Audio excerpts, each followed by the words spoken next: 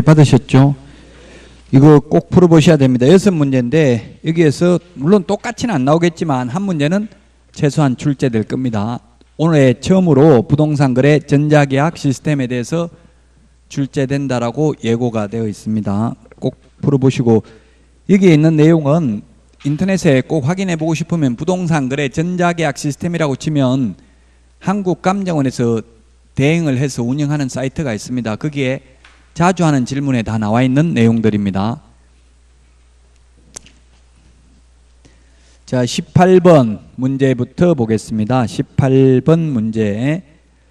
계약금 등의 예치 권고 제도와 관련되는 것도 시험에 한 문제 나올 확률이 높습니다. 암기 프린터 16번에 보면은 계약금 등의 예치 명의자, 그 다음에 예치기관, 반환보증서 발행기관 나와 있습니다.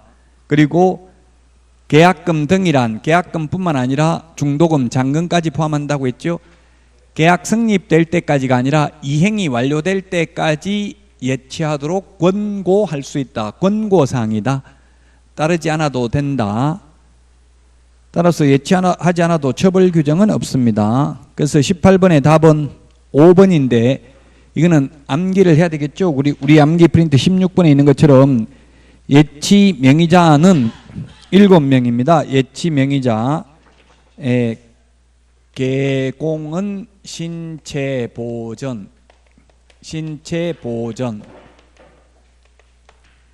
개업 공인중개사, 그 다음에 공제사업을 행하는 자 은행, 신탁업자, 채신관서, 보험업법에 의한 보험회사, 계약이행관리 전문회사가 예치명의자고요. 예치기관은 금융기관, 공제사업을 행하는 자, 그 다음에 신탁업자입니다. 예치기관, 반환보증서 발행기관은 금융기관, 은행법에 의한 은행이 되겠습니다. 그래서 정답은 5번입니다. 18번에 5번이 되겠습니다. 보험업법에 의한 보험회사는 예치명의자는 될 수 있지만 반환보증서 발행기관은 보험업법에 의한 보험회사가 아니라 서울보증보험회사죠. 따라서 18번에 5번이 되겠고요. 19번 옳은 것은 했는데 1번 개업공개사 등자 때문에 틀렸습니다. 중개보조원은 품위유지 신성실에 관한 규정을 두고 있지 않습니다. 명문 규정을 두고 있지는 않습니다. 그 다음에 2번은 계약서는 3년 보존이 아니라 5년 동안 보존해야 됩니다. 3년 보존하는 것은 확인설명서와 전속중개계약서는 3년 보존이고요. 거래계약서 5년 보존이고 매수신청대리 관련 서류 모두 5년 보존입니다. 매수신청대리 사건카드, 매수신청대리 대상물 확인설명서, 매수신청대리 행정처분관리대장 모두 매수신청대리와 관련 서류 5년 보존이다. 3번이 정답입니다. 거래계약서는 법정서식이 없는데 국토교통부 장관이 표준서식을 정하여 그 사용을 권장할 수 있습니다. 국토교통부 장관입니다. 시험에 등록관청이 협회가 권장할 수 있다. X로 출제됐습니다. 주어를 바꿔서. 3번이 정답이고요. 그 다음에 4번은 금인 신청을 할 수 있는 사람은 부동산 등기특별조치법 관련 대부분 규칙 1조에 보면 계약 당사자 중 1인이나 그 위임을 받은 자, 그 다음에 계약서를 작성한 변호사, 법무사, 개업공인중개사가 금인을 신청할 수 있다라고 되어 있습니다. 할 수 있는 거지 하여야 할 의무는 없습니다. 의뢰인의 요청이 있어도 거부해도 됩니다. 그래서 4번 틀렸고요. 5번은 공인중개사법에 성관주의 의무를 규정하고 있다. 법에는 없다고 했죠. 성관주의 의무는 판례로서 인정하고 있습니다. 따라서 19번의 답 3번이고요. 그 다음에 20번입니다. 타당하지 않는 것은 했는데 답은 5번입니다. 기출문제 지문입니다. 5번 이건 상태에 관한 자료를 개업공개사가 매도 임대 의뢰인에게 요구할 수 있죠. 요구했을 때 매도 임대 의뢰인은 불응해도 됩니다. 불응한 경우에는 그 취지를 매수 임차 의뢰인에게 설명하거나가 아니라 설명하고 설명서 서식에 기재도 해야 된다. 기출문제입니다. 하거나 X. 설명도 하고 기재도 해야 된다. 불응한 경우에는. 확인 설명과 관련되는 것은 시험에 반드시 한 문제는 출제될 것입니다. 최소한 한 문제는. 그래서 답 5번이고요. 21번 틀린 것은 했는데 역시 답은 5번입니다. 이거 역시 5번이 판례인데 10번 이상 출제됐습니다. 즉 중개 업무의 중개 행위에 해당되는지 여부는 주관적인 의사가 중요한 게 아니라 객관적 사실로 보아 사회 통념상 중개 행위에 해당되는지 여부를 판단합니다. 우리는 주관식 시험이 아니기 때문에 주관적이 아니고 전부 객관적입니다. 객관적 사실로 보아 중개 행위에 해당되는지 여부를 판단해야 됩니다. 진정으로 거래 당사자를 위하여 거래를 알선 중개하려는 의사, 이게 주관적 의사잖아요. 주관적 의사가 중요한 게 아니라 객관적으로 보아서 판단을 합니다. 그래서 21번에 답 4번이 아니고 5번이 되겠습니다. 21번. 22번 옳은 것은 몇 개인가? 일부러 이제 틀리보라고 몇 개인가 했고요. 실제 시험에서 이렇게 몇 개인가 개수형 문제는 평균 2문제 나옵니다. 40문제 중에서. 가장 어렵게 나올 때는 4문제까지 나온 적도 있기는 합니다. 기억, 빈집 및 소규모주택 정비에 관한 특례법에 따른 사업계획 인가로 취득한 입주자로 선정된 지위의 매매계약은 부동산 거래 신고해야 됩니다. 8개 법률에 의한 공급계약, 매매계약 다 부동산 거래 신고해야 됩니다. 니은, 개업공개사의 중개로 매매계약이 체결된 경우에 거래 당사자 중 일방이 국가 등인 경우에는 국가 등이 신고를 해야 된다 했는데 중개거래인 경우는 개업공개사가 신고해야 됩니다. 거래 당사자 직거래인 경우는 국가 등이 단독으로 신고합니다. 그래서 니은 틀렸고 디귿은 잔금 지급일로부터가 아니라 계약일로부터 60일 이내 부동산 거래 신고합니다. 리얼에 그래서 틀렸습니다. 디귿. 리얼의 산업입지 및 개발에 관한 법률에 따른 공급계약, 이게 건축법은 해당 안 된다 했죠? 건축법은 안 되고요. 건축물의 분양에 관한 법률은 또 신고 대상입니다. 건축법에 의한 분양권은 신고 대상 아닙니다. 주택법, 건축물의 분양에 관한 법률, 산업입지 및 개발에 관한 법률, 빈집 및 소규모 주택 경비에 관한 특례법에 의한 공급계약 이런 거는 부동산 거래에 신고해야 됩니다. 아파트 처음 분양받았을 때 부동산 거래에 신고해야 됩니다. 미음은 신고 필정을 즉시 교부해야 된다 했는데 2017년도에 즉시가 모두 지체 없이로 바뀌었습니다. 신고 필정 교부 지체 없이, 해제 신고, 정정 신청, 변경 신고 처리도 모두 지체 없이입니다. 즉시에서 모두 지체 없이로 바뀌었다. 따라서 답은 2번입니다. 기억하고 리얼 두 개만 맞습니다. 예? 3번? 제가 2번이라고 했어요. 지금 오늘 자꾸 육체와 정신이 분리되고 있는데 이게 지금 두 개라고 하면서 두 개니까 2번이라고 이렇게 생각한 것 같아요. 두 개, 3번이네요. 두 개. 영 없음이 또 하나 있네, 1번에. 예, 그래서 제가 말 잘못하면 바로바로 좀 이야기해 주세요. 넘어가기 전에. 너무 문제를 많이 풀다 보면 저처럼 이제 여러분들도 실제 시험에 가서 다 맞춰놓고 엉뚱한 거 체크하고 이런 게 실수로 있어요. 한두 문제씩. 네, 3번 두 개니까 3번이 정답이네요. 23번 공인중개사법은 이거 제가 답 없이 100문제 제가 내놓고 풀면 100점 못 받을 수도 있어요. 공인중개사법은 말장난이 심하니까. 다른 선생님들도 마찬가지예요. 자기가 낸 문제 자기가 못 풀어요. 정답을 정확하게 다. 워낙 말장난이 심하니까 이런 연습을 하면 실제 시험장에 가서는 아마 이렇게 실제 우리가 풀었던 문제보다는 더 명확하게 논란의 여지가 없도록 냅니다. 왜냐하면 50명 그 시뮬레이션 테스트 하는 분들이 있어요. 그래서 이 문제 난이도 조절은 부동산학과 교수, 법학과 교수가 난이도 조절하는 게 아니라 통계학과 교수가 난이도 조절하는데 빅데이터에 의해서 한 문제를 이렇게 했을 때 몇 명이 더 떨어지느냐 이걸 다 데이터로 분석해 가지고 문제 난이도를 조정한다고요. 그럼 대략 올해 몇 명 정도 합격시킬 것이다 이걸 먼저 정하고 거기에 맞춰서 난이도 조절을 한답니다. 올해도 2차를 한 과목 정도는 최소한 어렵게 내야 됩니다. 왜냐하면 지금 23,000명이 2차만 응시합니다. 그럼 절반은 10,000명 이상은 떨어집니다. 분명히. 아마 23,000명 중에서 한 3,000명 정도 응시 안 하고 한 20,000명 정도 응시할 거예요. 그럼 20,000명 중에서 한 10,000명 떨어지고 나머지 10,000명 합격하고, 그럼 동차 1, 2차 동차 합격자가 또 한 그 정도. 통계를 보면 거의 절반은 동차 합격자입니다. 최종 합격자 중에서. 그 2차만 하겠다. 이거는 굉장히 위험한 발상입니다. 내년에 2차만 하겠다. 그랬다가 또 떨어지고 1, 2차 같이 하는 분들은 엄청나게 많아요. 절반은 떨어져야 되니까, 통계학적으로 보면.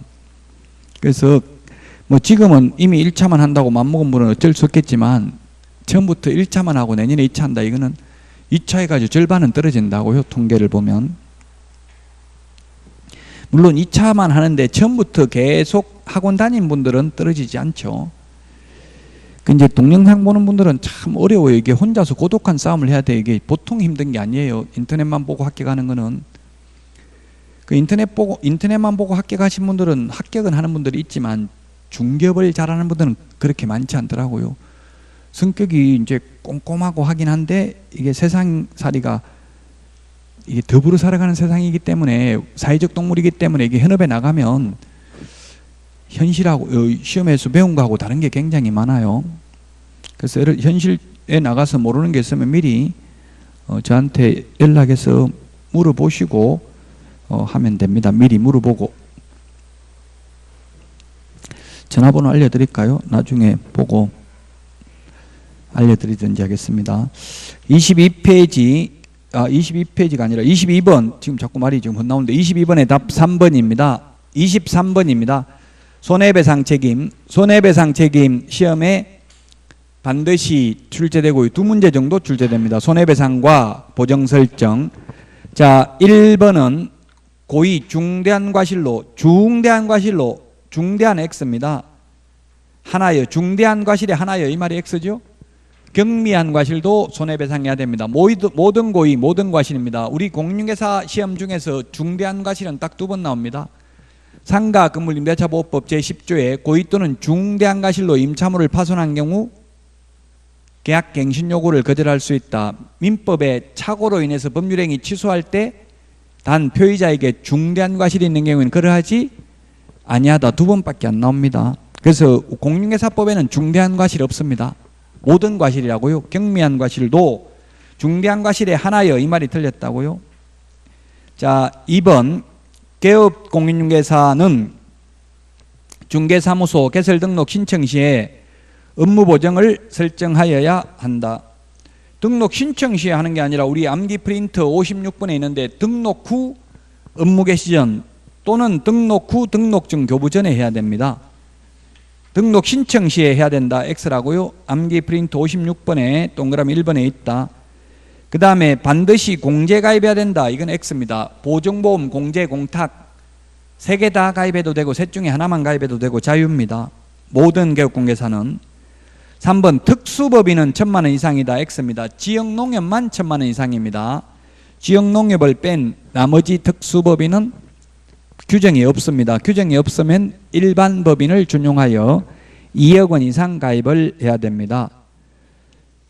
5번 분사무소 3개 있는 법인의 경우 보정 설정 금액은 3억, 3개니까 분사무소 각각 3개니까 3억, 1억씩 해서 주된 사무소 2억에서 5억 원 이상. 5번이 답입니다. 기출문제 이렇게 출제됐었습니다. 기출문제 지문입니다. 5번이 정답이 되겠습니다. 24번 틀린 것입니다. 중개보수에 대해서 틀린 것. 답이 5번입니다. 23번에 5번, 24번도 5번입니다. 여러분들은 답은 안 받았어요? 답? 정답 해설은 안 받았어요? 없어요? 수업 들으라고 그랬겠죠. 수업을 들어. 다 가르쳐주면 수업을 안 들으니까. 자, 그래서 23번에 답 5번입니다. 5번. 23번에 5번, 24번도 5번입니다. 24번 5번이 뭐냐면 동일한 중개사물에 대하여 동일 당사자 간의 매매를 포함한 둘 이상의 거래가 동일한 기회에 이루어지는 경우에 매매에 대한 거래 금액만을 적용하죠. 소위 점유계정입니다. 점유계정. 집 팔고 그 자리에 세입자를 눌러 사는 경우에는 매매에 대한 거래 금액만을 적용합니다. 임대차에 관한 거래 금액만을 적용한다. X가 되겠습니다. 24번에 5번이 답입니다. 25번입니다.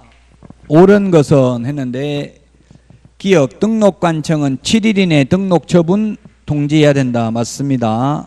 그 다음에 보정 설정 여부를 확인하고 등록증 교부는 지체 없이 교부합니다. 역시 맞습니다. D것은 모든 임원 전원이 분사무소 책임자도 실무교육을 받아야 됩니다. 미리 받아야 되죠. 될 사람은. 되고 나서 받는 건 아니죠. 실무교육은 사전교육입니다.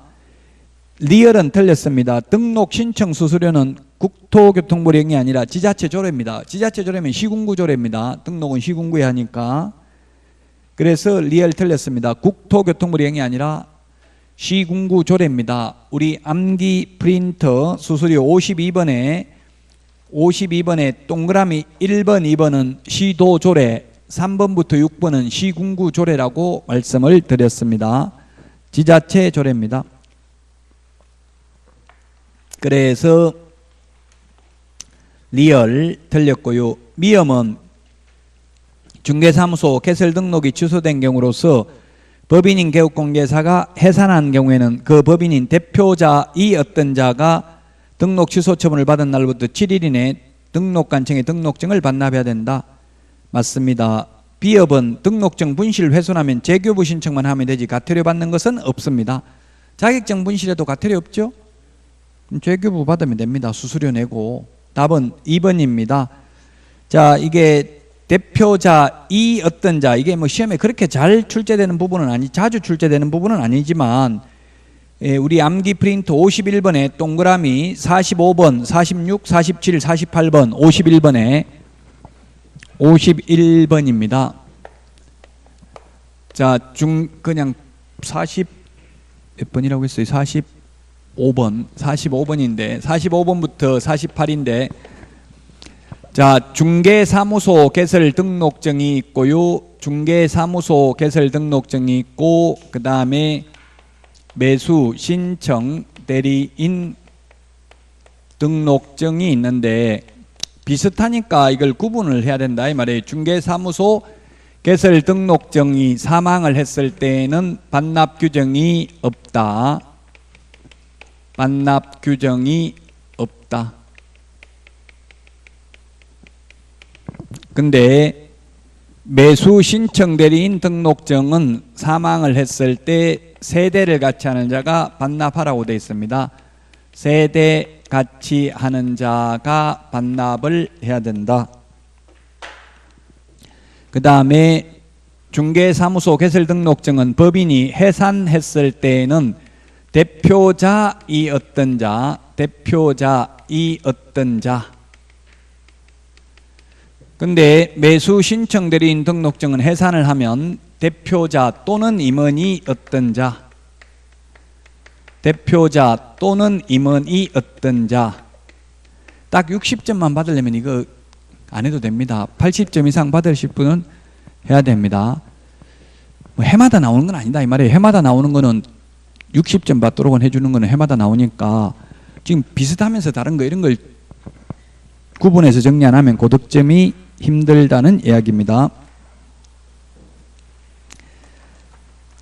자, 그래서 25번에는 답이 2번이고요. 그 다음에 26번입니다. 26번 틀린 것은 답이 5번인데 시도지사는 공인중개사의 자격 취소 처분을 한 때에는 5일 이내 국토교통부 장관에게 보고하고 다른 시도지사에게 통지해야 됩니다. 7일이 아니고 5일입니다. 그래서 5번입니다. 우리 암기 프린터 50번. 이 암기 프린터에 있는 거는 중요하다고 봐야 되겠죠. 2장으로 4페이지로 줄여놨으니까 이게 책 한 권을 이건 다 중요하다고 봐야 됩니다. 50번에 동그라미 2번에 있어요. 자격 취소는 5일 이내 보고입니다. 자격 취소는 5일 이내 보고. 보고는 자격 취소 하나밖에 없습니다. 등록 취소, 뭐 자격 정지 이런 거는 보고 없죠. 자격 취소만 5일 이내 보고입니다. 협회 총회 의결 내용은 지체 없이 보고입니다. 보고는 5일이고 반납은 7일이죠. 자격 취소, 등록 취소, 매수 신청 대리인 등록 취소 3개는 7일 이내 반납입니다. 거래정보사업자 지정 취소는 반납 규정 없습니다. 취소 3개는 청문합니다. 청문. 자격 취소, 등록 취소, 지정 취소는 청문합니다. 매수 신청 대리인 등록 취소는 청문하지 않고 10일 이상 기간을 정하여 구술 또는 서면에 의한 의견 진술 기회를 부여합니다. 그래서 26번의 답 5번이 되겠습니다. 27번 틀린 것은 했는데 역시 답이 5번인데 이 5번 문제가 아직 시험에 나온 적은 없습니다. 아마 시중에도 이런 문제 없을 수 있어요. 제가 만들었기 때문에 신선하긴 한데 이런 신선하고 충격적인 거는 시험에는 잘 안 나오는 경향이 있습니다. 왜냐하면 다른 선생님들이 강의를 거의 안 하기 때문에 5번이 답입니다. 27번. 자, 이거는 왜 제가 만들었냐면 건축법 시행령 3조 4의 별표 건축물의 용도 분류가 개정됐습니다. 최근에. 그래서 옛날에는 중개사무소나 금융업소는 무조건 2종 걸린 생활시설이었습니다. 그러나 지금은 바닥 면적 합계가 30제곱미터 미만은 1종 건생입니다. 그래서 은행에 ATM기 이런 거는 이제 제1종 전용 주거지역에도 들어갈 수 있다는 이야기입니다. 금융업소나 중개사무소도 50제곱미터 미만은 50제곱미터 미만이 아니라 30제곱미터 미만은 1종 건생입니다. 그래서 면적과 상관없이 이 말이 틀렸죠? 아직 시험에 나온 적은 없다. 왜? 이게 공인중개사법에 있는 게 아니라 건축법에 있기 때문에 그렇습니다. 건축법에서도 건축물의 용도 분류가 시험에 한 문제는 반드시 나오죠. 단독주택, 공동주택, 1종 건생, 2종 건생 이거 시험에 한 문제는 반드시 나오는데 보통 공법 선생님들이 공부하지 말라 하더라고요. 너무 양이 많은데 한 문제밖에 안 나오므로 알아서 여러분들이 판단을 해야 되고요. 한 문제 출제되긴 합니다. 건축물의 용도 분류에 대해서 공법에서. 자, 어쨌든 5번 반당 면적 합계가 30제곱미터 미만은 은행 같은 거, 금융업소, 중개사무소 1종 건생이다. 1종 걸린 생활시설이다. 30제곱미터 이상은 2종 건생이고요. 500제곱미터 이상은 업무시설이고요. 1000제곱미터 이상은 판매시설에서만 가능합니다. 중개사무소가. 근데 시험에 나온 적은 없다. 왜? 건축법에 규정되어 있기 때문에. 답은 5번입니다. 5번. 5번 지문이 시험에 나온 적이 없단 말이고 1번부터 4번은 중요하죠. 5번도 나온 적은 없지만 출제인이 아마 다양한 지식을 가지고 있다면 낼 수도 있어요. 다른 과목도 알고 있다면. 27번의 답 5번이고요. 28번 틀린 것은 했는데 답은 5번입니다. 기억 틀렸습니다. 3년 보존이 아니라 계약서잖아요. 지금 문제가. 계약서는 5년 보존이죠. 확인설명서 전속중개계약서만 3년 보존이라고 했습니다. 그 다음에 니은 기출문제입니다. 기출문제. 이거는 기출문제 수준입니다. 28번. 성명을 공란으로 둘 수 있다. 기출문제 이렇게 나왔다고요? 안 되죠. 계약서 필요적기상 인물계약금 인권조교 필요적으로 반드시 기재되어야 합니다. 디귿은 법정서식이 없습니다. 그래서 법정서식을 사용해야 된다. X입니다. 비업도 틀렸습니다. 비업. 등록관청이 아니라 국토교통부 장관이 표준서식을 정하여 그 사용을 권장할 수 있습니다. 그래서 비업 틀렸습니다. 나머지 맞는데 리얼은 이중계약서 작성하면 등록을 취소할 수 있다. 미엄은 이중계약서 작성하면 소속공인중개사 자격 정지할 수 있다. 시옷은 계약서는 개업공개사가 서명 및 날인하되 당해 중개행위를 한 소속공인중개사가 있는 경우에는 소속공인중개사가 함께 서명 및 날인해야 된다. 소속공인중개사가 이렇게 돼 있어요. 소속공인중개사도가 아니고 법조문에 이렇게 돼 있다고요. 제가 낸 문제는 법조문 그대로지 제가 임의적으로 제 감정을 넣은 글자 하나도 없다고 했어요. 따라서 5번이 정답입니다. 계약서와 관련해서도 시험에 한 문제 출제됩니다. 최소한 한 문제. 따라서 5번이 정답이고요. 29번 주택임대차위원회. 제가 이거 별로 안 중요하다 이런 말을 하니까 인터넷 듣는 분은 그런 질문을 했더라고. 별로 안 중요한 거 왜 문제는 했냐. 중요한 것만 해놓지 지금 시간도 없는데 이렇게 또 항의하는 분이 있는데 해마다 안 나온다는 뜻이지 절대 안 나온다는 뜻은 아니에요. 절대 안 나올 것 같으면 제가 문제 내지는 않겠죠. 29번 같은 경우도 아직까지는 시험에 나온 적이 없어요. 저는 솔직하게 말하는 거예요. 그 왜 아직까지 안 나오냐면 이게 분쟁조정위원회가 도입된 지 얼마 안 됐잖아요. 최근에 도입됐으니까 아직까지 기출문제는 없어요. 그러나 시험에 나올 수 있습니다. 답은 5번입니다. 몇 번에? 29번에?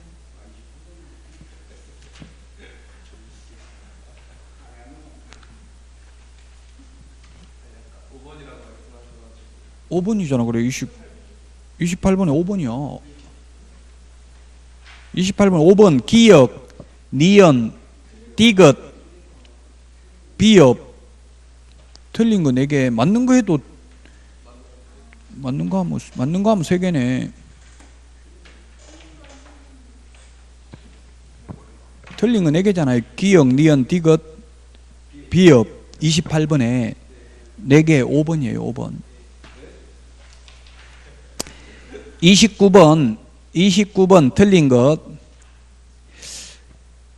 그래서 저는 개인적으로 시험 볼 때 그냥 한 문제 풀고 한 문제 OMR 카드 체크하고 이렇게 합니다. 저는 개인적으로. 근데 여러분들은 그게 습관이 안 돼 있어 힘들면 일단 한 과목 풀고 나서 체크하고 그 다음 과목 풀어야 돼요. 두 과목을 다 동시에 만약에 감독관이 10분 남았습니다 이러면 그런다고 그럼 80문제 체크하려고 하면 지금 한 70문제 풀고 있는데 벌써 10분 남았습니다 이렇게 한다고 그러면 10문제 풀다 보면 다 가고 OMR 카드 마킹할 시간 없죠? 그럼 불안해가지고 이거 풀지도 못하고 OMR 카드 마킹도 못하고 막 들들들 떨고 뭘 해야 될지 정신없이 우왕좌왕 한다고요? 그럼 최소한 40개는 체크해놓고 나머지 40개만 남았으면 그래도 조금 덜 불안해. 그러면 이제 10분 남았다 하면 일단 푼 거는 다 마킹을 해야 돼. 나머지 10개 놔놓고 다 마킹하고 나머지 10개는 내라고 하면 그냥 찍어서라도 해버려야지 그걸 풀고 앉았으면 안 돼요. 옛날에는 시간 오버되면 제출하세요 하고 막 뺏어갔어요 OMR 카드를. 근데 지금은 제출하세요 3번 말하고 그냥 나가버려요. 달라 소리 안 하고. 그럼 뒤에 가서 쫓아가서 주면은 시험 경과 후 제출하였음 적어버려요. 위에다가 매직으로. 빵점이에요. 빵점.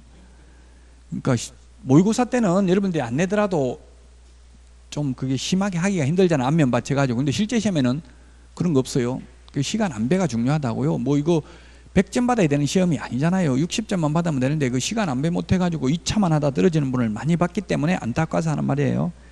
그래서 실제 모의고사를 시간 재가지고 한번 미리 풀어보고 좀 모의고사에 실제 시험에 가서는 모의고사처럼 편안하게 해야 되고 시간 안배하는 거 진짜 중요합니다. 그래서 웬만한 건 암기를 해야 돼요. 지문이 나오는 지문이 딱 정해져 있기 때문에 그게 암기를 해야 되고 이해해가지고 풀려고 하면 시간이 없어서 이해하다가 민법 같은 거 이해하면 시간 다 오버돼 버려요. 그래서 정형화된 문제는 거의 답이 탁탁 키워드가 뭔지 나와야 돼. 연습을 많이 해가지고. 지금 밤늦게 새벽에 밤에 뭐 12시부터 새벽까지 공부하는 분들도 많더라고요. 인터넷에 보면. 굉장히 위험합니다. 그럼 페이스 관리가 안 돼가지고 비몽사몽간에 아침에 오면은 이게 힘들어요. 굉장히.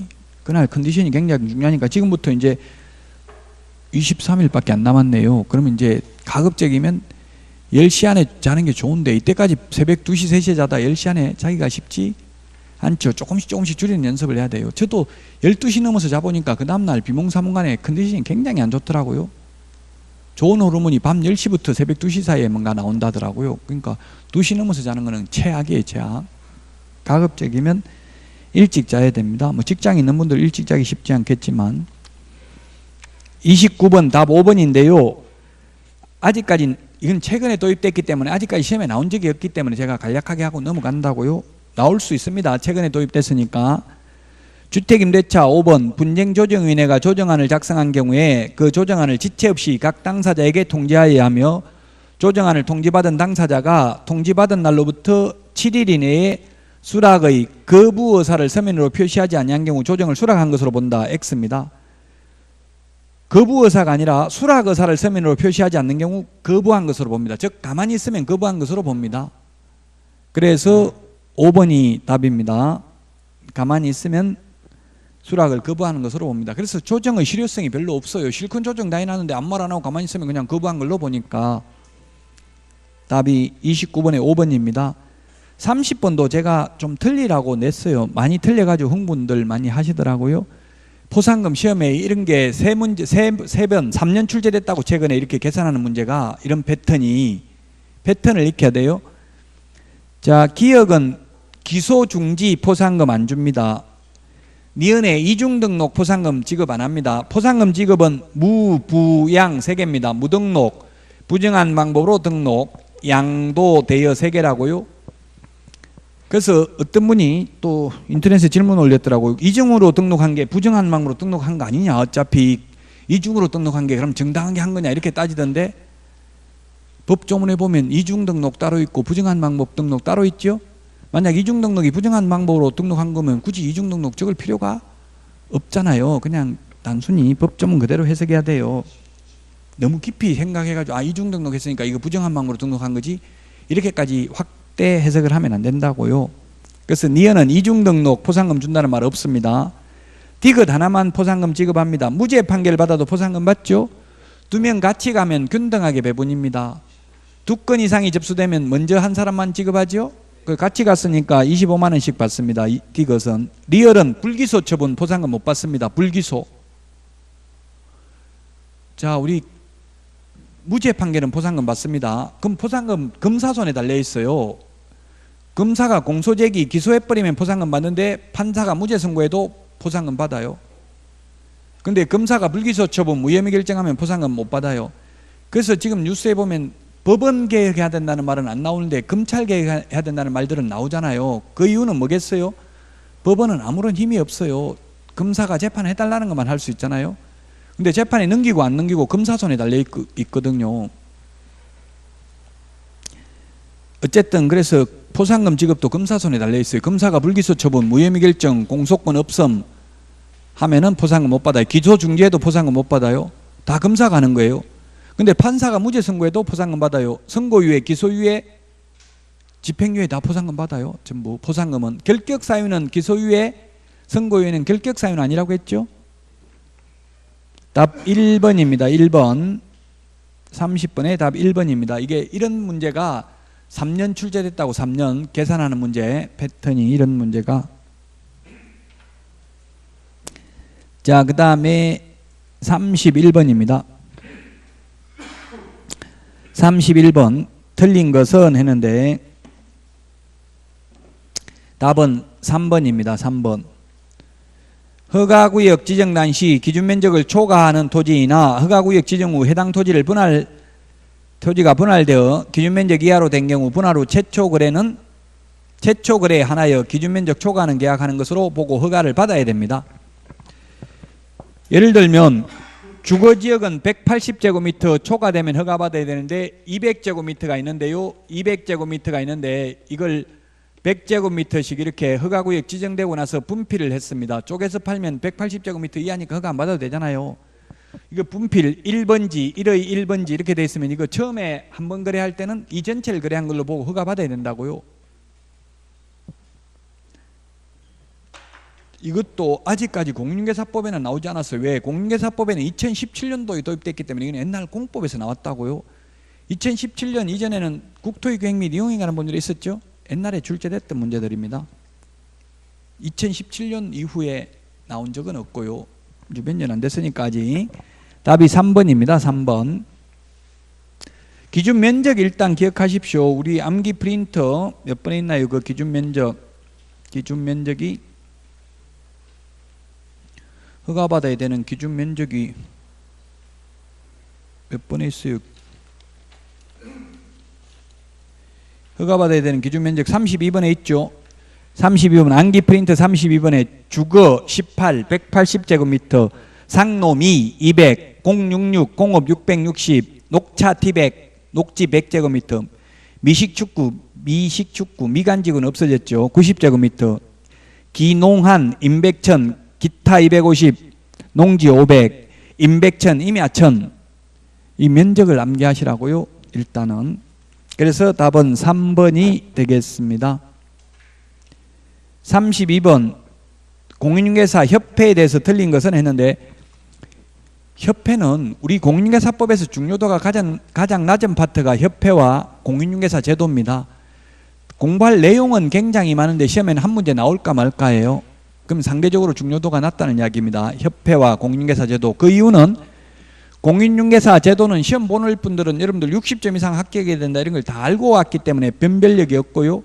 협회는 협회 가입해도 되고 안 해도 되고 협회 설립해도 되고 안 해도 됩니다. 임의단체, 임의가입입니다. 협회 몰라도 중개업하는 데 상관이 없기 때문에 시험에 그렇게 많이 낼 수는 없습니다.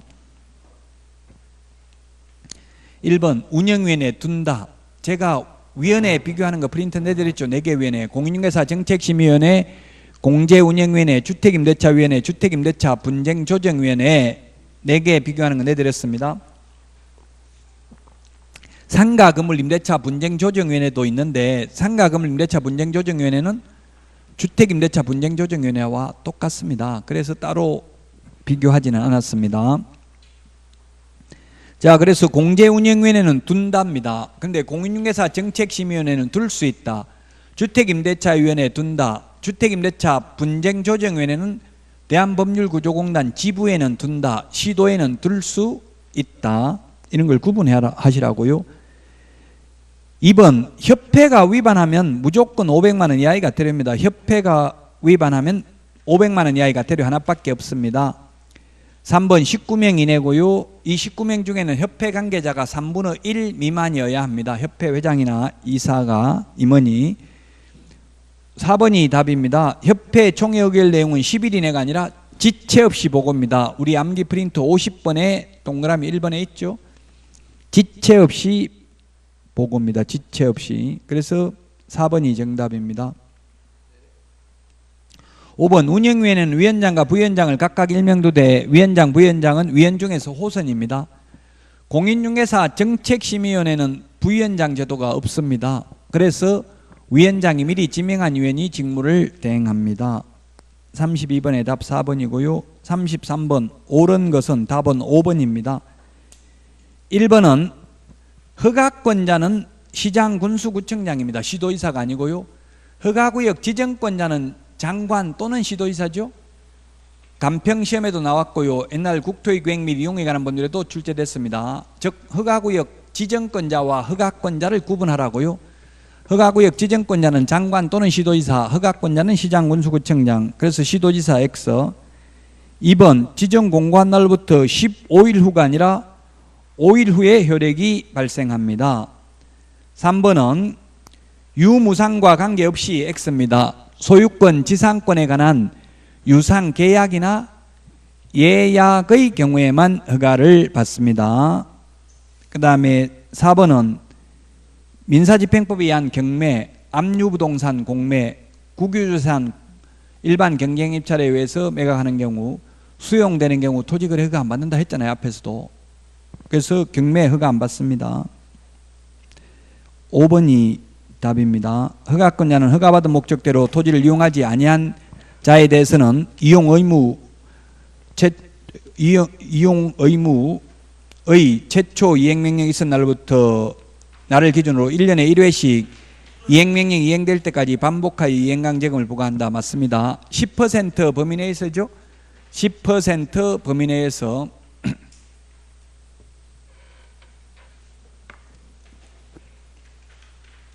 10% 범위 내에서 대통령령으로 정하는 이행강제금을 부과합니다. 33번의 답 5번입니다.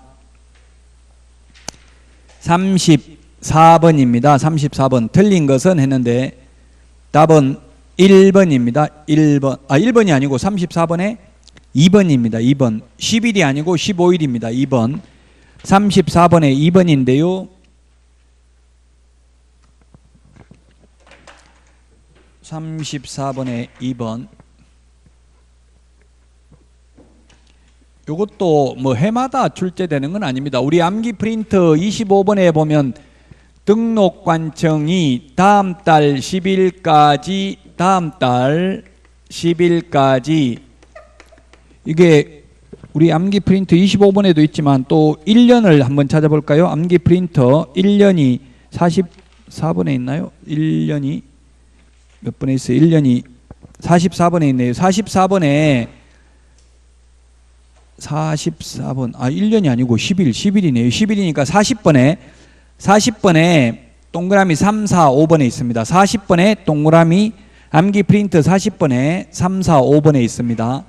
40번에 3, 4, 5번에 있는 내용을 정리하겠습니다. 암기 프린터. 등록관청이 다음 달 10일까지 협회에 등록사항 등을 통보합니다. 그러면 통보받은 협회는 다음 달 10일이 아니라 지금 우리 문제에 있는 것처럼 15일입니다. 다음 달 15일까지 법원 행정처장에게 통지합니다. 법원 행정처장에게 통지를 합니다. 그 다음에 지방법원장은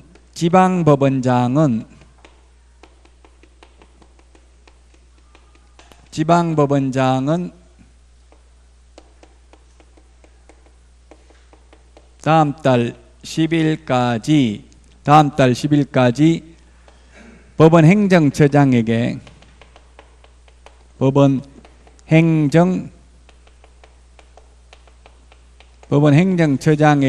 통지를 합니다.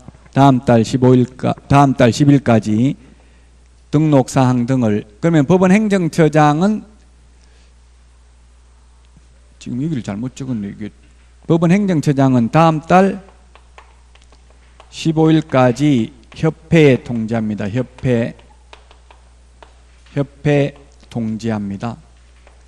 여기는 잘못 적었네요. 다음 달이 아니고 통보받은 날로부터 10일 이내에 통보받은 날로부터 10일 이내입니다. 제가 어쩐지 잠을 잘못 잤더니만 이게 지금 계속 지금 헤매고 있네요. 죄송합니다.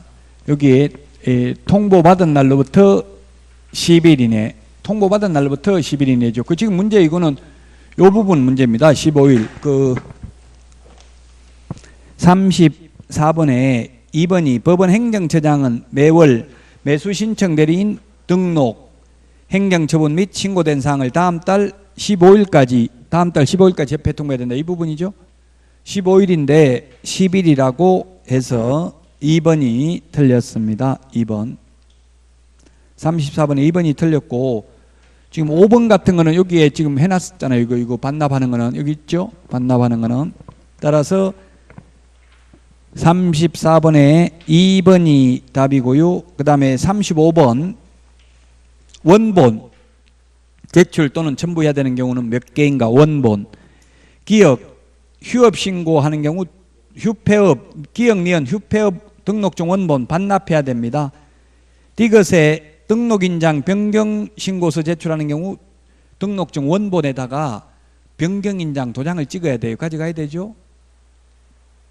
그 다음에 리얼에 사무소 이전하는 경우도 종전 등록증 원본 반납하고 새로 받아야 됩니다. 그 다음에 맨 마지막에 시옷에 분사무소 이전할 경우 분사무소 설치 신고 필증 원본 제출합니다. 주된 사무소면 등록증 원본이고요. 그 다음에 미업, 비업, 거래정보사업자 지정 신청할 때는 자격증 사본 제출하고요. 분사무소 설치 신고할 때는 실무교육 수료증 사본 제출하죠. 그래서 원본 제출하는 게 3번 5개입니다. 기역, 니언, 디귿, 리얼, 시옷 이렇게 5개가 되겠습니다.